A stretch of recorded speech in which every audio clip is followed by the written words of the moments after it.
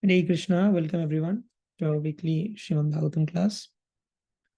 So today we will go through the whole sixth canto at a glance, and we will do a revision of the whole sixth canto.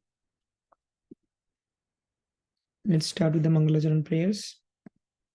Om Ajnanathimiraandhasya Jnananjana Shalakaya Chakshurunmilitam Yena Tasmai Shri Gurave Namaha Shri Chaitanya Manobhishtam Sthapitam Yena Bhutale Swayam Rupa Kadamahyam Dadati Shvapadantikam Vandeham Shri Guru Shri Yutapadakkamalam Shri Gurun Vaishnavamscha Shri Rupam Sagra Jatam Sahagana Raghunathanvitam Tam Sajivam Sadvaitam Sabadhutam Parijana Sahitam Krishna Chaitanya Devam Shri Radha Krishna Padan Sahagana Lalita Shri Vishakhanvitamscha Nama Om Vishnu Padaya Krishna Pristhaya Bhutale Srimate Bhakti Vedanta Swami Niti Namini Namaste Saraswate Deve Gauravani Pracharini Nirvishesha Shunyavadi Paschatya Deshatarini Vancha Kalpatarubhyascha Kripa Sindhubhya Evacha Patitanam Pavanebhyo Vaishnavebhyo Namo Namah Namo Mahavadanyaya Krishna Prema Pradayate Krishnaya Krishna Chaitanya Namne Gauratrashe Namah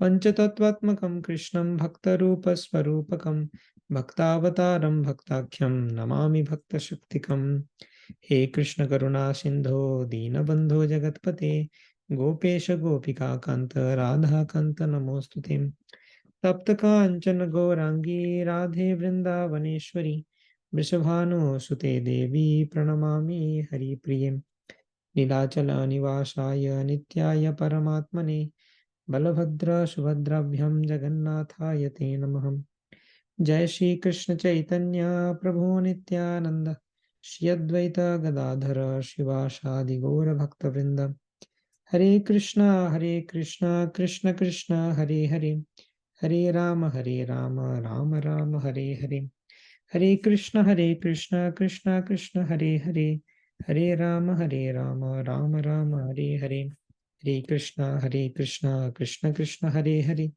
Hare Rama Rama Rama Hare Hare Hare Krishna.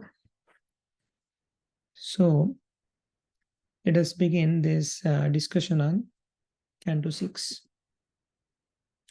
Om Namo Bhagavate Vasudevaya Om Namo Bhagavate Vasudevaya Om Namo Bhagavate Vasudevaya Narayanam Namaskritya Naram Chaiva Narottamam Devim Saraswatim Vyasam Tato Jayamudirayat Rashtraprayeshu Bhadreshu Nityam Bhagavata Shevaya Bhagavati Uttama Shloke Bhaktir Bhavati Nashtike Krishnaya Vasudevaya Devaki Nandanaya Cha Nanda Gopakumaraya Govindaya Namo Namaha Gurave Gaurachandraya Radhikaya Tadalaye Krishnaya Krishna Bhaktaya Tadbhaktaya Namo Namaha Hare Krishna Krishna Krishna Hare Hare Hare Rama Rama Rama Hare Hare Hare Krishna. Okay, so in the chapter 1 of the 6th canto, we see the history of Ajamil. The Ajamil story is discussed. So Ajamil story basically shows that how powerful the holy name is. Even unattentive chanting of the holy name can benefit the chanter. So what is the context? Why Sukadeva Goswami is narrating this story of Ajamil? So basically, if we go back in the first two cantos, we have seen the plot. The first canto establishes the plot of Bhagavatam, the 6 questions by the sages and their answer, and in what context Bhagavatam was written, Vyasa Narada Samvad, how Narada Muni inspired Vyasadeva, and then about the listener and speaker of Srimad Bhagavatam, description of Sukadeva Goswami. He is a liberated person, still he is hearing to Srimad Bhagavatam, because Bhagavatam is higher than Mukti. Bhagavatam gives Bhakti, which is higher than Mukti. Therefore, even the Mukta Purusas, the liberated souls like Sukadeva Goswami, they also read Bhagavatam. And about Parikshit Maharaj, to introduce Parikshit Maharaj, the connection with Mahabharata was there. In the 7th chapter of the first canto, we have seen that Ashwathama, the son of Dronacharya, kills the sleeping sons of Pandavas and that begins the connection with Parikshit Maharaj. Then Ashwatthama also tried to kill Parikshit Maharaj inside the womb of Mother Uttara. And then Lord protected Parikshit Maharaj inside the womb. So this is how the first canto gave an introduction. Second canto also gave the supremacy of Bhakti over Ashtanga Yoga and enumerated different subject matters that will be discussed in Srimad Bhagavatam. And also the Chatusloki Bhagavatam is discussed in the second canto. So the second canto gives that Bhagavatam discusses 10 topics. Atra sarga visargascha sthanam poshanam utaya manvantare shanukatha nirodha mukti rashrayam. So 10 topics: sarga, visarga, primary and secondary creation, which will be explained in third and fourth canto. First and second canto are the introductions. Sarga and visarga, primary, secondary creation, is discussed in third and fourth canto. Fifth canto discusses sthanam. Sixth canto, the canto which we'll discuss today, discusses poshanam. Seventh canto discusses uti. Eighth canto manvantara. Ninth canto ishanukatha. 11th canto is 11th and 12th canto discusses Nirodha and Mukti, and 10th canto discusses Ashray, which is the Supreme Personality of Godhead himself. So the pastimes of Krishna from beginning to Dwarka pastime, Vrindavan, Mathura pastime. So all these pastimes of Krishna are the Ashray of Srimad Bhagavatam, and to understand that, we have to understand other cantos. So that's how Srimad Bhagavatam begins, first and second chapter introduction. Then in the third canto, Sarga and Visarga is discussed. So what is Sarga and Visarga? Primary and secondary creation. Primary creation means creation done by Karanodakoshayi Vishnu and Garbhodakoshayi Vishnu. So Karanodakoshayi Vishnu creates all the universes. Infinite universes manifest out of the body of Karanodakoshayi Vishnu. That is one part of primary creation. Then inside each of the universes, Karanodakoshayi Vishnu enters as Garbhodakoshayi Vishnu. And from the lotus sprouted from the navel of Garbhodakoshayi Vishnu, Brahmaji is born. And Karanodakoshayi Vishnu has created this universes. Garbhodakoshayi Vishnu entered the universes. And then Garbhodakoshayi Vishnu also creates all the elements needed for creation, like the Pancha Mahabhutas, Tanmatras, all these things. And then Brahmaji is the first living entity inside the whole universe. He is perplexed what to do. He does meditation, and then Garbhodakoshayi Vishnu reveals himself to Brahmaji. And then he gives the knowledge to Brahmaji for secondary creation. Garbhodakoshayi Vishnu supplies the ingredients for creation and also the knowledge of creation to Brahmaji. With this ingredient and knowledge, Brahmaji starts the second phase of creation, which is called the secondary creation. So first phase of creation is done by Karanodakoshayi Vishnu and Garbhodakoshayi Vishnu. It is creation of the universes, creation of the universal ingredients. That is the first phase, primary creation. Second phase, Brahmaji is starting, and that is called secondary creation. And the secondary creation involves creation of the 14 planetary system out of the lotus stem, and also populating the 14 planetary system with different jivas. So these two things come in the secondary creation. Now Brahmaji is trying to do this secondary creation. He has created the 14 planetary system. That part is done. And now he is trying to populate the universe. And now different challenges will come. So Brahmaji is trying to populate the universe. First of all, Brahmaji distributes the same task to all his children. Brahmaji's first children are the Chatuskumar, 4 Kumaras. Brahmaji gives the order that you take up Grihastha life and procreate. They thoroughly denies. They told Brahmaji, we want to stay as Brahmachari and we will not grow. We have cursed ourselves that we will not grow, we'll stay as children and will be Brahmachari. We don't want to enter Grihastha ashram. So they disobeyed their father Brahmaji to continue Brahmacharya. Then Brahmaji got angry. From the anger of Brahmaji, Rudra was created. Brahmaji instructed Rudra also populate the universe. Rudra was creating fierce creatures, and those fierce creatures, they were destroying the universe in the phase of creation. So then Brahmaji told, okay, Rudra, so better you do austerity and meditation penances now. When the time of annihilation will come, I will call you. You don't need to be active now. So 4 Kumaras denied. Rudra is not able to do. Then Brahmaji got very much worried about that what will happen. Brahmaji is trying to procreate, but he's not getting enough manpower. So then Brahmaji creates other Prajapatis and they try to populate the universes, and it was not sufficient. Then Brahmaji was in great trouble. Brahmaji was worried, and from the contemplation of Brahmaji, one couple manifested, Swayambhuva Manu and Satarupa. Now this couple will help Brahmaji in secondary creation, populating the whole universe. Swayambhuva Manu and Satarupa says to Brahmaji that yes, we will take up this service of procreating different jivas to populate the universe. So Brahmaji instructed, okay, Swayambhuva Manu and Satarupa. So Manu, you go to Bhumandala, the earthly planetary system, the middle planetary system, 7th planetary system out of the 14. You go there, you rule, and you populate the universe from there. Then Swayambhuva Manu told, where is Bhumandala? Bhumandala has gone down to Garbhodaka ocean due to faulty creation of Brahma. So then Supreme Lord had to take incarnation as Varahadev to fix that issue. Then that was fixed, and Swayambhuva Manu went to Bhumandala, and Swayambhuva Manu and Satarupa started procreating, and they tried to populate the universe. And a major portion of Srimad Bhagavatam is the descendants of Swayambhuva Manu and Satarupa.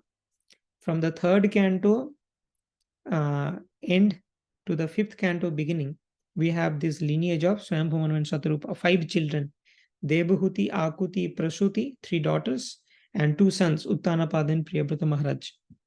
So we have discussed this. So this dynasty of Swayambhuva Manu and Satarupa covers till the 5th canto, 15th chapter.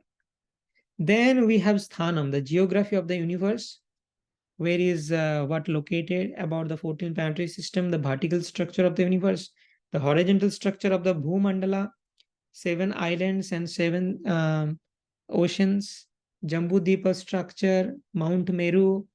Okay, so different things are explained, the whole geography of the universe. At the end of the 5th chapter, 5th canto, the description of the Hellis planets also come, because they are also one of the planets in the geography of the universe. So that comes at the end of the 5th canto, Hellis planets. So there are 28 different hells designed for a different punishment, and people committing a particular sinful activity goes to some particular hell.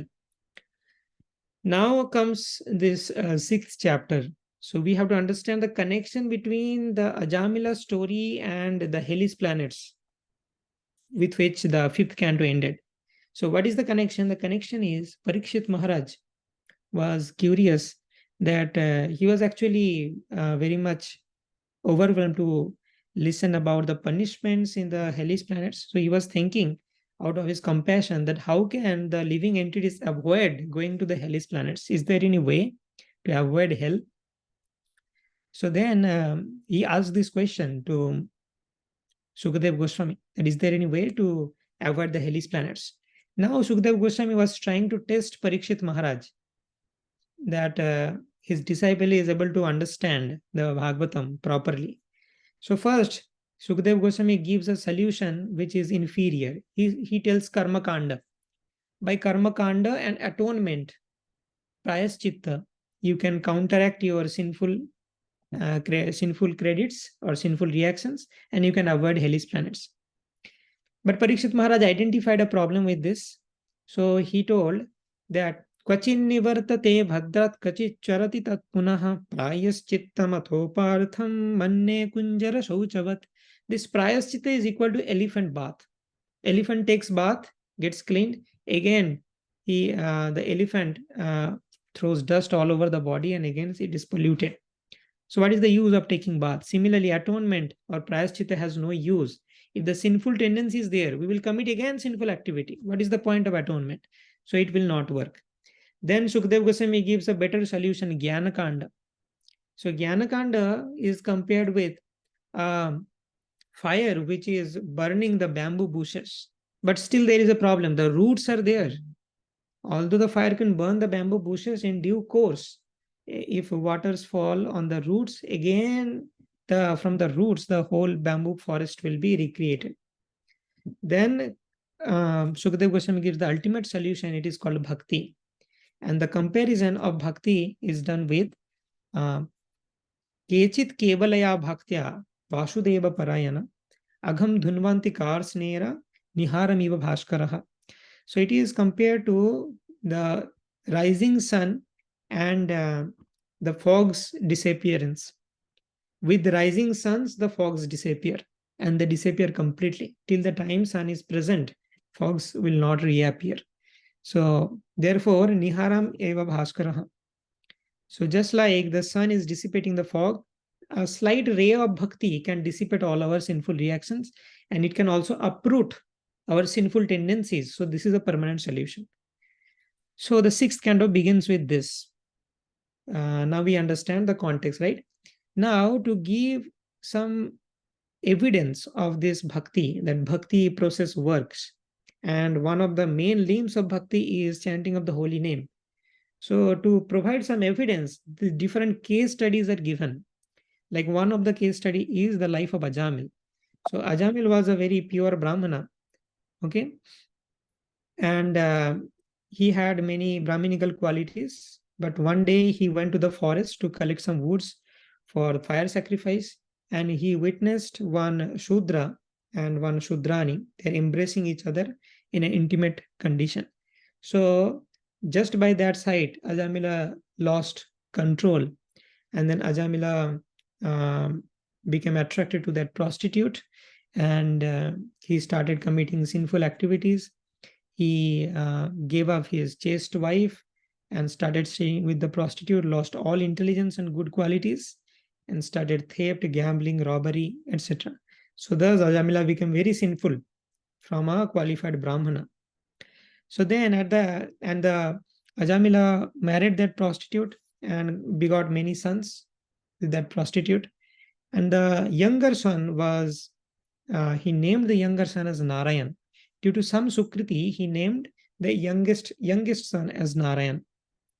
So when Ajamila was about to die, Ajamila could see the Yamadutas are coming to take. So Ajamila was frightened and he was calling out to Narayan, his youngest child. And Narayan.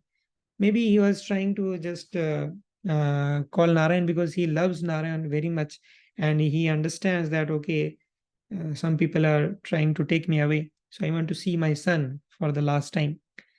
So he was not at all calling the Supreme Lord Narayan. He was calling his own son. But yet what happened when the Yamadutas came, 4 Vishnudutas also came, 3 Yamadutas and 4 Vishnudutas. And the Vishnudutas, they drove out the Yamadutas. Yamadutas told, this is a very sinful person. We have come here to take this person. Vishnudutas told, there is no sinful reactions of this person. This person is completely purified of all sinful reactions and you cannot take. You do not know the codes of dharma. So the Vishnudutas gave counter arguments and they drove out the Yamadutas. And thus Ajamila was given a second chance. Ajamila was perplexed, what is happening? And then these Yamadutas, they goes back to Yamarāja. Then the Yamadutas ask Yamarāja that today we faced a very unfortunate situation. We never faced this kind of situation before. So wherever we go, we know you are the supreme authority, Yamarāja, and we are the order carriers of Yamarāja. So we are never challenged. But today we have been challenged by some Vishnudutas and they gave us some counter arguments and they just drove us away. So what is this? Do you not have any authority? Is there any superior authority than you? So what is the matter? Then Yamarāja explains about the Supreme Lord. That the Vishnudutas are on the higher platform because they are the servants of the Supreme Personality of Godhead. And then Yamarāja keeps on explaining about the glories of the Supreme Lord and the glories of the holy name of the Supreme Lord. And Yamarāja explains this Yamadutas that because Ajamila has chanted this holy name of Krishna, therefore he is purified of all sinful reactions. And Yamarāja says this very beautiful verse, Jivhana bhakti bhagavad gunanama dheyam chetascha nasmarati taccharanara vindam Krishnaya no namatija chira ekadapi tan anayadhvamasato krita Vishnu krityan. So, Yamaraj clearly instructs the Yamadutas whom to bring to this Yamaloka and whom not to bring. Yuhana Bhakti Bhagavad Gunanama Deyam, the persons whose tongue never chanted the holy name of the Supreme Lord. Chetaschana Smarati Charanara Vindam, those who did not think about the Supreme Lord even once within their mind. Krishnaya no namatija chira ekadapi, those persons who have never bowed down to Krishna. Tan anayadhvamasato krita Vishnu krityan, bring those persons to my abode. But if some person has at least chanted once the holy name of Krishna, at least once offered obeisances to Krishna, at least once thought about or contemplated on Krishna, you should not bring them. So this shows that how much powerful the chanting of the holy name is. So this is the case study given. And then from chapter 4 onwards, the lineage of Uttanapad continues. In the 4th canto, we have discussed about the lineage of Uttanapad, and it ended in the Prachetas. And now from Prachetas onwards, the further lineage is described. So the Prachetas, are the sons of Maharaj Prachina Barhi, and Narada Muni narrated an allegorical story to Maharaj Prachina Barhi. We have discussed that. So now the Prachetas, they were meditating on the Supreme Lord Vishnu. Lord Shiva came and taught them Rudra Gita, if you remember. And then ultimately they got the darshan of the Supreme Lord Vishnu. After they got the darshan of Supreme Lord Vishnu, they become Siddhas. And then Prachetas were married to Marisha, and Daksha was born. This Daksha is the same Daksha who offended Lord Shiva in the 4th canto, we have seen. This is the second birth of that Daksha. And in the second birth, he was born as a Kshatriya, which is considered to be lower birth than the previous birth as Brahmana. And in the previous birth, he was son of Brahma. Because of offense, he again took birth as Kshatriya. And now he also became another Prajapati. And in this lifetime also, Daksha was populating the universe as Prajapati. So Daksha, before taking up the royal duties, he chanted the Hamsagvihya prayers, and he satisfied the Supreme Personality of Godhead. The Supreme Lord appears and gives benediction that, okay, you become a very good Prajapati and you populate the universe. But our Acharyas say the Supreme Lord has not given the actual mercy. Lord's actual mercy is pure devotional service. But here Lord is giving a benediction that, okay, you become a very good Prajapati. So that is one kind of, it is an inferior benediction. Why? Because this Daksha has offended a pure Vaishnava, Lord Shiva. Therefore, the Supreme Lord is not giving the ultimate mercy. Anyway, so Daksha had an inclination to become a Prajapati. So therefore, the Supreme Lord gave benediction, okay, you become a good Prajapati. So then, Daksha created 10,000 sons who are called Haryasvas. And that is a big contribution to Brahmaji's project of populating the universe. But what happens? Unfortunately, this 10,000 Harivasas, they went to Narayan Saras to perform austerity before taking up the royal duties and entering Grihastha ashram. There they meet with Narada Muni, and Narada Muni is a pure Vaishnava. By coming in touch with Narada Muni, they transforms into brahmacharis, and they just deny us to enter Grihastha ashram, and they directly go back home, back to Godhead after becoming brahmachari. So that is a big loss for Daksha. Daksha was infuriated. Then Daksha created another 1,000 sons called Savalasvas. And the same thing happened with these 1,000 sons. They went to do austerity to the Narayan Saras, and Narada Muni again converted them to brahmachari. Now Daksha was very much mad towards Narada Muni, and Daksha cursed Narada Muni. Another offense to another pure devotee. In the previous life, he committed offense towards Lord Shiva. In this life, he committed offense towards Narada Muni. So here we can understand that Narada Muni was not disturbing this service of Daksha. But Narada Muni had his own agenda. There are two different services. There can be apparent conflict, but we should not attack the person personally. So there can be the two different personalities, they are trying to serve the Lord. Narada Muni's service is sending the souls back home, back to Godhead. So that is also a great service. And Daksa's service is also important to populate the universe. So there can be apparent conflict, but Narada Muni did not criticize Daksha. He was just doing his seva, whatever seva is given. And but Daksha could not digest. Daksha became angry and reacted very heavily, and Daksha has to suffer those reactions. So then Daksha thought that, okay, there is no point in creating more sons. Let me create daughters. So Daksha begets 60 daughters, and those 60 daughters are given to different sages. Okay, so Daksha had 10,000 Haryasas, 1,000 Savalasvas, and 60 daughters, and they were given in marriage to Yamarāja, Kashyapa, Moon God, Angira, Krishava, and Bhuta, different sages. And from those daughters, the population of the universe happened, like fishes, reptiles, and animals. All these different yonis were created by the daughters of Daksha. And up to a large extent, the population of the universe happened. Okay, so the reptiles, so this is the lineage of Kashyapa. So Kashyap and Aditi, okay, so this is very important among the different daughters. So Kashyap and Aditi. So if you see here that different daughters are given to different sages. So 17 daughters are given to Kashyapa. And then with Kashyapa, Aditi gives birth to 12 Adityas. They are the demigods. And Twasta is one of the Adityas. Okay. And Twasta married Rachana.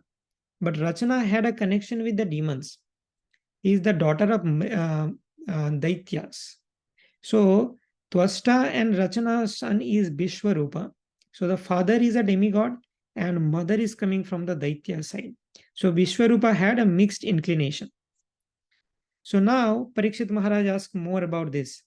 Parikshit Maharaj asks why Vishwarupa became the guru of the Devatas and they got rejected by Vrhaspati.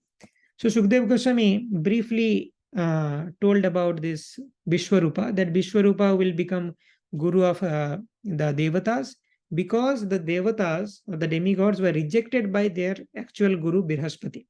Now Parikshit Maharaj wants to know more about the event, what happened, why Vrhaspati got offended and the Devatas, demigod, had to accept another guru, Vishwarupa. Now there is another episode starting.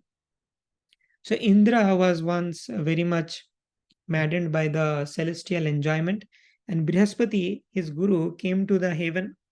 Indra was so intoxicated in enjoyment that he did not offer obeisances to his spiritual master Brhaspati.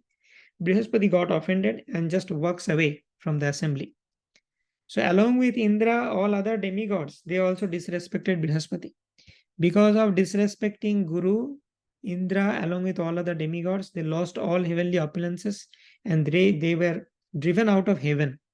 The demons attacked heaven and they just defeated the demigods because the demigods lost all power by offending Brhaspati. On the other hand, the demons, they were very powerful because they were perfectly following the instructions of their guru, Shukracharya. So that time, because of this offense, demigods become weak and the demons became strong. So the demons took over the demigods and they came to the heavenly planets and drove out these demigods. So then the demigods went to Brahmaji that we are in trouble. We have been driven out of the heaven. What to do? Brahmaji suggested that you go to the Supreme Lord. So the Supreme Lord actually suggested that, Brahmaji only, in the beginning, Brahmaji only gave this solution that, okay, because you have offended Brhaspati, your guru, you need to accept another guru. Simple. So you accept Vishwarupa. So Vishwarupa is a qualified guru, but there is a caution that you have to tolerate the mixed inclination of Vishwarupa. Vishwarupa also has some inclination toward the Daityas because his mother is coming from the side of the Daityas. So Indra told, okay, no problem. So then Vishwarupa saved Indra by teaching this Narayan Kavach. So the 6th canto 8th chapter describes this Narayan Kavach, and Vishwarupa taught this Narayan Kavach to Indra, and by reciting the Narayan Kavach, Indra became powerful and again regained his power and got back the heavenly planets. But then Indra once saw that Vishwarupa is also offering oblations for the demons, is also offering oblations for the demigods, and also offering oblations for the demons. So Indra was infuriated. Although Brahmaji warned that you have to tolerate this, but Indra could not tolerate. He chopped off the head of Vishwarup with sword.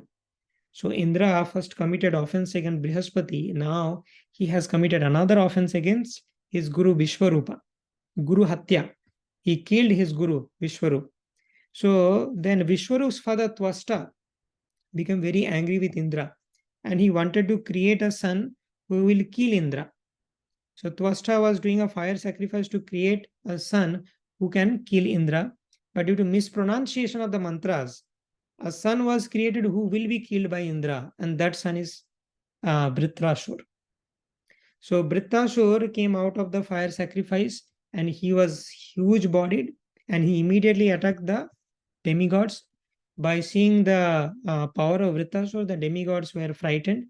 So then now they will go to the Supreme Lord, because this is out of the control of Brahmaji now.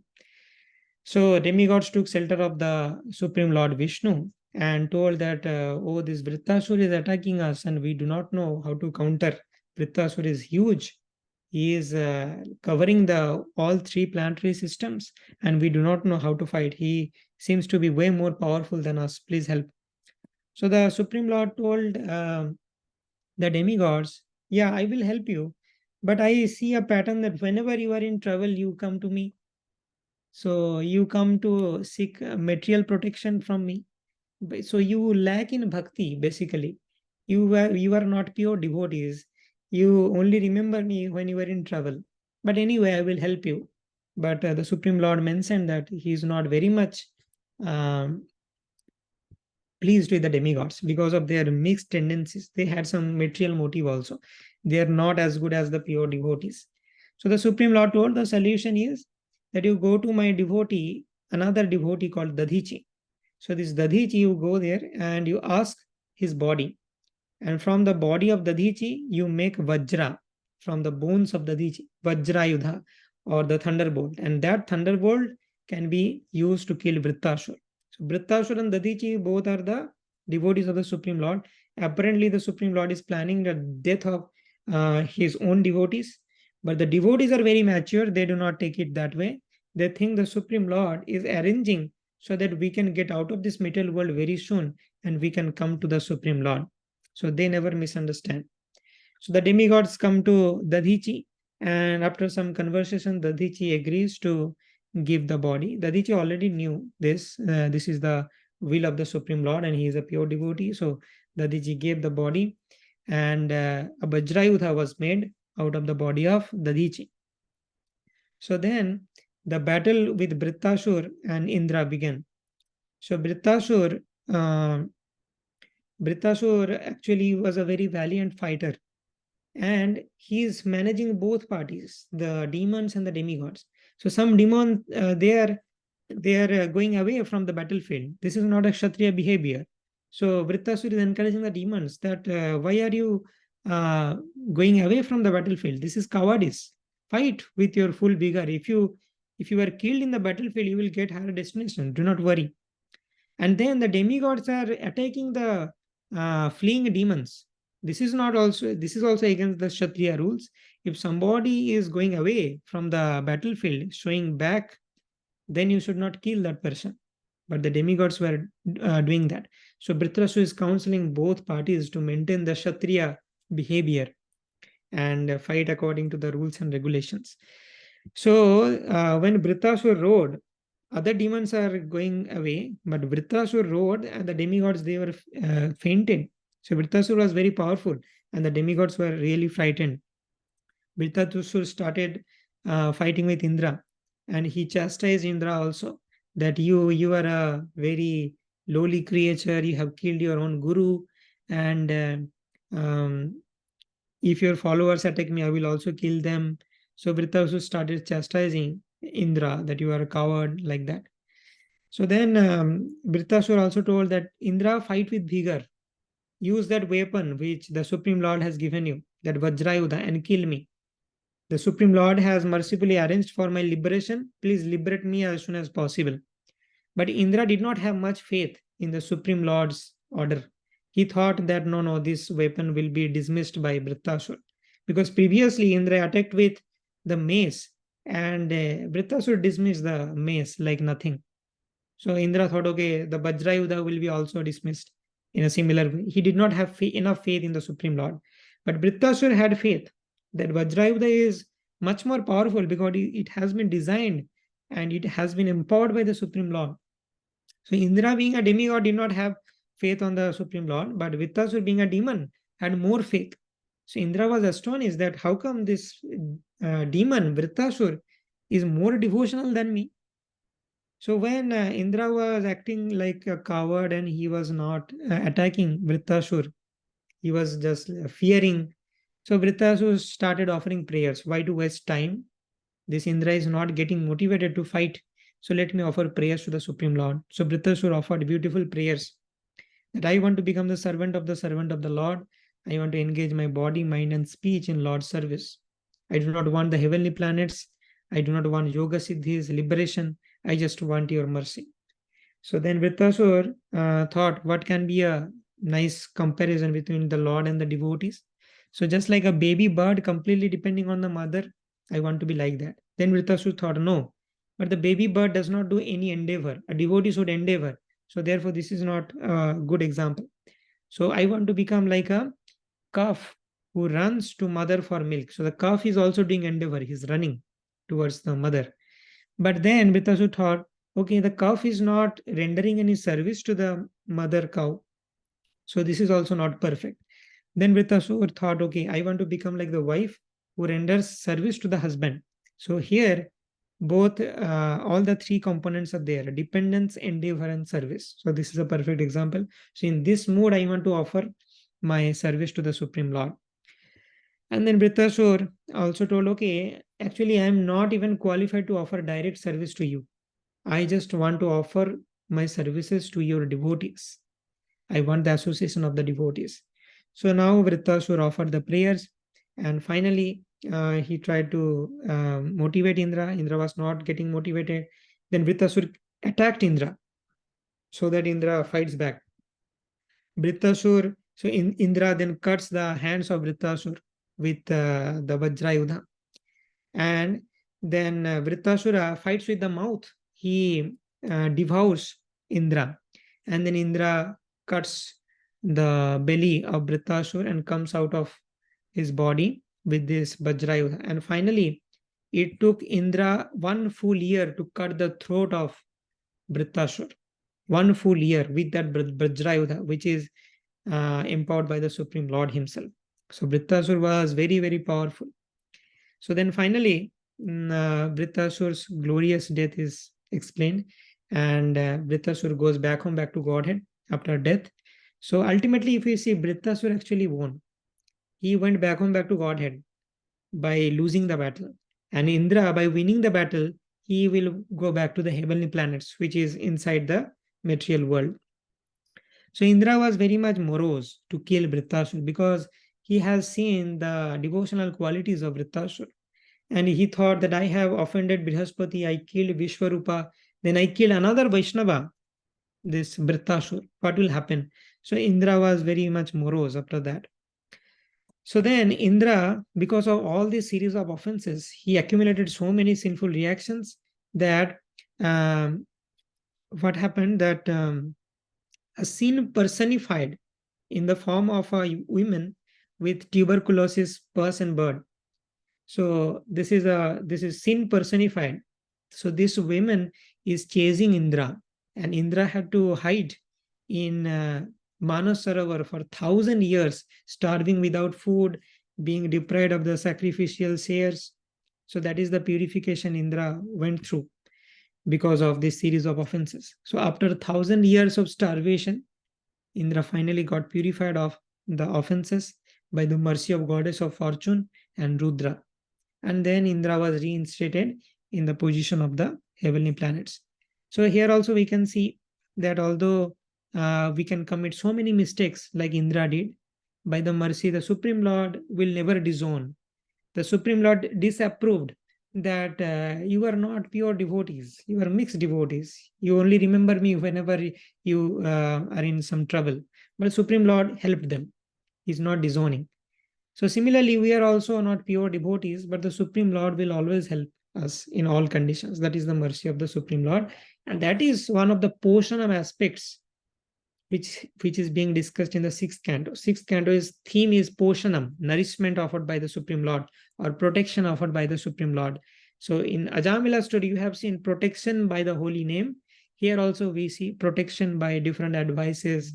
And Narayan Kavacha is also the holy name. So we have seen that. Now, Parikshit Maharaj gets another question that it is very astonishing that Vrträsura was such a great devotee. How? How come? Like there are different classes of devotees. Okay. And Vrträsura is coming in the most exalted class of devotees. Muktanam api siddhanam narayana parayana sudurlabha prasantatma kotishvapi mahamuni. Among the crores of muktas and siddhas, one pure devotee is very rare.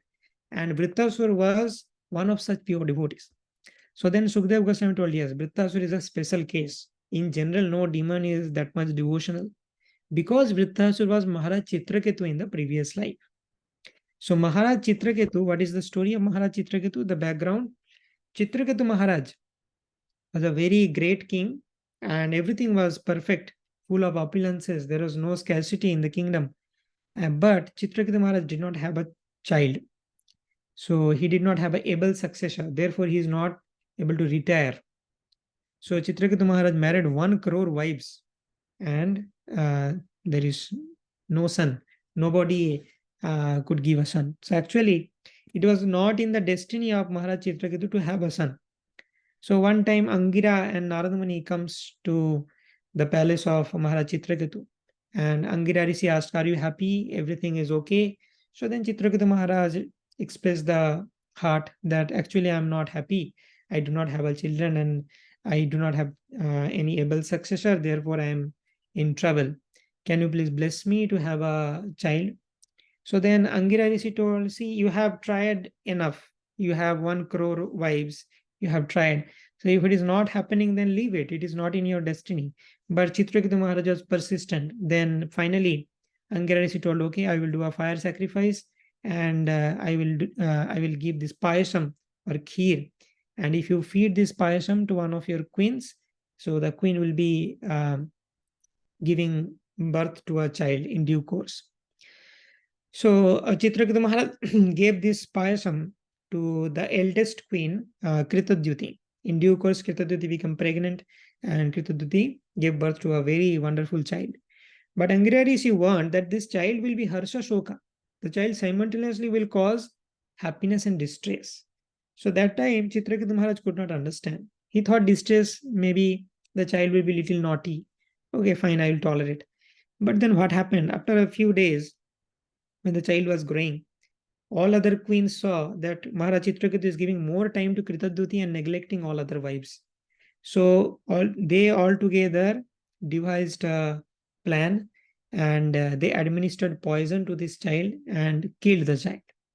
So then after the child was dead, this Citraketu Maharaj and Kritadyuti, they just became mad, disheartened, disappointed, and devastated. So it was more painful than not having a son. Not having a son is okay. We know there is some pain, but having a son and losing the son is more painful. So then again, Narada Muni and Angira Rishi comes to console this Maharaj Citraketu and Kritadyuti, that I warned you that if it is not in your destiny, you should not try so much. So then Narada Muni tried to discuss philosophy to sever the knots of attachment. And then by the mystic potency of Narada Muni brought back the child to life. And the child spoke out that who are these persons? Why they are claiming to be my father and mother? I am a spirit soul. I am going through different bodies, and the soul is transmigrating from one body to another. In every lifetime, I get different set of parents. So why this person are so much concerned about me? So that was a very short lifetime, and it is over. The relationship is over. I'm in my next journey. I have got my new set of parents. I do not know them. I do not recognize them. So when the child told like this, the Citraketu Maharaj and Kritaduti came to senses. They were enlightened. Before that, Kritaduti went to a stage where Kritaduti started blaming the Supreme Lord. The Supreme Lord is blind and the Supreme Lord has mismanagement. How can he kill our child?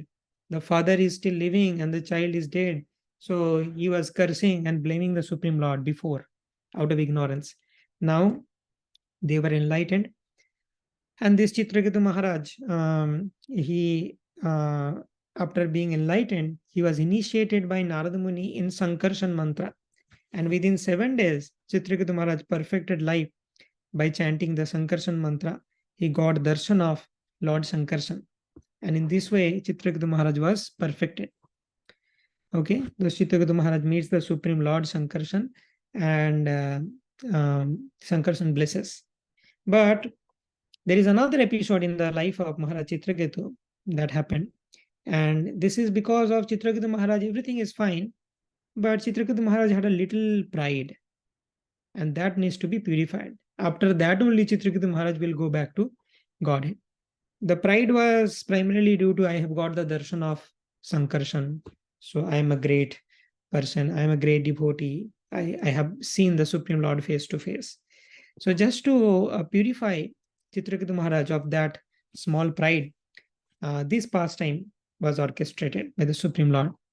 So one time, Chitraketu Maharaj was flying with Vidyadhara women's. Chitraketu Maharaj also got the administration of the Vidyadhara planets. So then Chitraketu Maharaj saw that Lord Shiva in Kailas is doing Harikatha, discussing philosophy. But Parvati Devi is sitting on the lap and all different sages are present. So then Chitraketu Maharaj thought that, oh, Lord Shiva, such an exalted person, what is this behavior? People might think bad about Lord Shiva. So let me give some good advice to Lord Shiva. So Chitraketu told, oh Shiva, you are Loka Guru.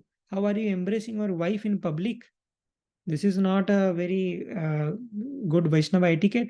Common people might misunderstand you. So his intention was good.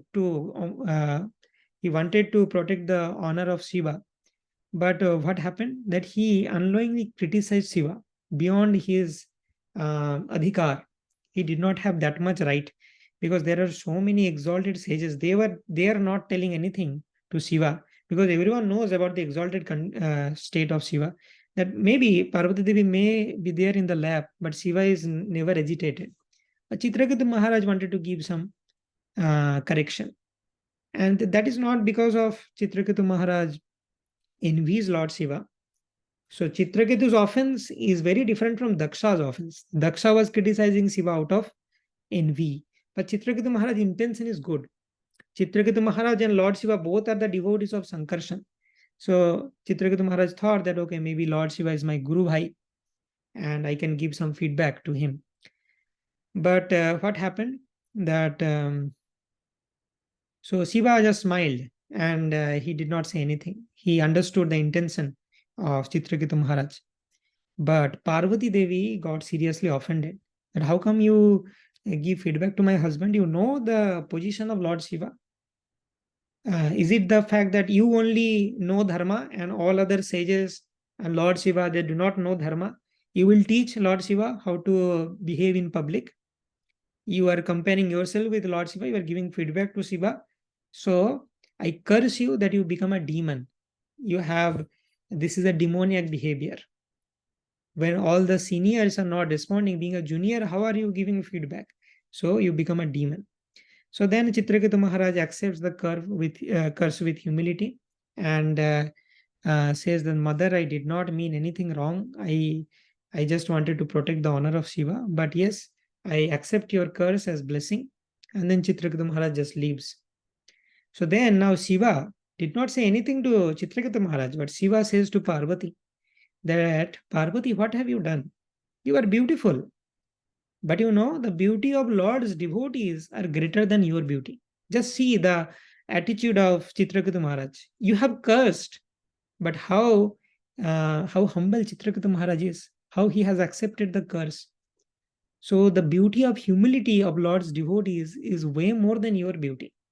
So actually, you are not beautiful. So your curse did not have any effect on Citraketu. He was not agitated. Why people curse? To cause some inconveniences to the other person. But you did not cause any inconveniences to Citraketu. Just see, he is calm and composed and just accepted the curse. So you cannot agitate Lord's devotees. Okay. Narayana parasarve na kutaschana vibhyati. Sarvapa vargadu narakeshu apitulyartha darshina. So the devotees are never agitated. Then Parvati Devi became ashamed that, oh, what I have done, maybe I should have given a second thought before reacting. So because of this curse of Mother Parvati, Citraketu Maharaj becomes a demon Vrträsura. And Vrträsura's lifespan is very short. So that is a short and very small purification that was remaining on the part of Citraketu Maharaj. And Vrträsura just came out of the fire sacrifice, fought with Indra, and then died. Very small lifetime, and then went back to Godhead. So actually, Lord Shiva knew the heart of the Supreme Lord. In the heart, Supreme Lord only instructed Lord Shiva that you behave in this way. By seeing you, Citraketu Maharaj will give you some feedback, and then he will be cursed and he will be purified. So Lord Shiva is not doing anything wrong. He is just executing the will of the Supreme Lord. Supreme Lord is the orchestrator of this pastime. So now there is a link. Citraketu Maharaj's episode ends here. Why we took this detour?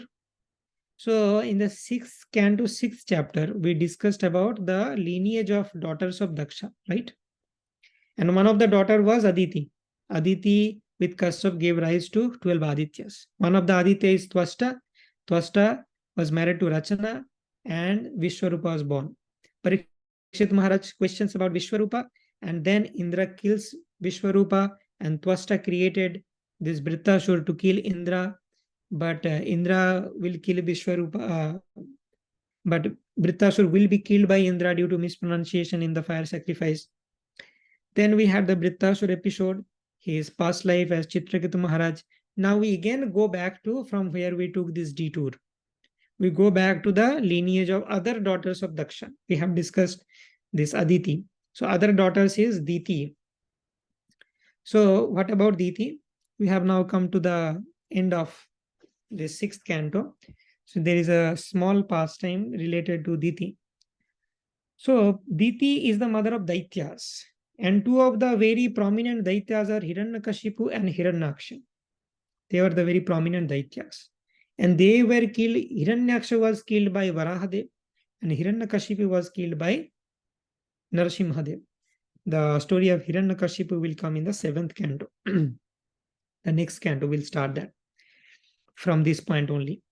So these two prominent sons of Diti, Hiranyaksha and Hiranyakashipu, was killed by the Supreme Lord in different incarnations. Why?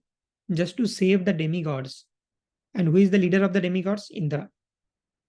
So Diti was very much angry on Indra. Due to this person, the Supreme Lord came twice and killed my sons. So then Diti wants to kill Indra. Okay. And actually, Parikshit Maharaj also asked one question, because of which Sukdev Goswami came to the description of Diti. So Sukadev Goswami said that Diti's sons are Maruts, and they are accepted by demigods, by Indra. So Parikshit Maharaj asked, Diti's sons are generally Daityas like Hiranyaksha and Hiranyakashipu, but Maruts, they are the sons of Diti, but they are accepted as demigods. How? So now Sukadev Goswami will narrate this. The Diti was very much upset and angry on Indra, and he wanted to kill Indra. So Diti serves Kashyap, her husband, very nicely, with a malicious intention to get a son who can kill Indra. So then Kashyap was very pleased, and then Diti asked for this benediction that I served you, you are pleased with my service, now please give me this benediction. You give me a son who can kill Indra. Now, Kashyap is the common father of the demigods and the demons. Kashyap had two wives, Aditi and Aditi. From Aditi, Adityas or the demigods are born, and from Ditis, the demons are born. So, Kashyap is the common father of the demigods and the demons. So then Kashyapa told, oh, this is a very malicious intention. So Diti, you are serving me with this malicious intention to get a son to kill Indra. So you have cheated me. You have not served me with pure motivation. So okay, I will also cheat you. I will also give you a prescription, but I will make you perform devotional service through that. You want to have a son who can kill Indra. I will trick you to perform devotional service. So then Kashyapa told that you perform Pumshavan Vrata for 1 year, which is basically the worship of Lakshmi Narayan. If you do it perfectly, you will get a son who can kill Indra. If you do not do it perfectly, then you will get a son who will be friend of Indra. Now, Diti told, okay, I will do this meticulously and get a son who can kill Indra. Now, Indra became very insecure that somebody is doing some brata to get a son who can kill Indra. So Indra comes in disguise as a little child and says, Mother Diti, I want to assist you in your vow, Pumshavan Brata. So Diti says, okay, fine, assist me. Indra was trying to find a flaw in Diti is observing this Pumshavan Brata. Whenever Diti will commit a mistake, Indra will destroy the embryo. So one day, Diti made a small mistake by sleeping in wrong place. Then by taking advantage, Indra entered the womb and Indra divided the womb in 7 pieces and further divide each of the pieces in 7 parts. So total 49 parts. The embryo was divided into 49 parts and they are called 49 maruts. So then Diti woke up and inquired what happened. Why my embryo is cut into 49 pieces. Then Indra reveals the truth that I came in disguise to find fault in your brata and to kill the embryo because I was aware of the fact that a son who is going to born and the son will kill me. So then finally what happened that Indra accepted all these 49 maruts as demigods. And then Diti becomes very happy that, okay, Indra is changed and some of my sons are also given respect as demigods. Some of my sons are killed like Hiranyakashipu and Hiranyaksha, and they were supposed to be killed because they are coming from Vaikuntha. But some of my sons, they are also accepted by demigods. So by performing devotional service, what happened? Diti's heart got transformed, Indra's heart got transformed, and everything was perfect. So devotional service purified both Diti and Indra. And now in the chapter 19, the details of Pumshavan Vrata, the worship of Lakshmi Narayan, is explained. So with this, the the Canto 6 of Srimad Bhagavatam ends, which covers the main theme of Poshanam, or the protection offered by the Supreme Lord. Now in the 7th canto we'll start. In the 7th canto we'll see the uti, or inclinations, like the auspicious inclinations of Prahlad Maharaj and inauspicious inclinations of Hiranyakashipu. And the 7th canto is mainly about Prahlad and Nrsimhadev, Hiranyakashipu, that pastime. Okay. Srimad Bhagavatam ki jai, Srila Prabhupada ki jai. Nitai Gaur Premanande, Hari Hari Bol. Thank you very much for patiently hearing the narration of the 6th canto. Hare Krishna.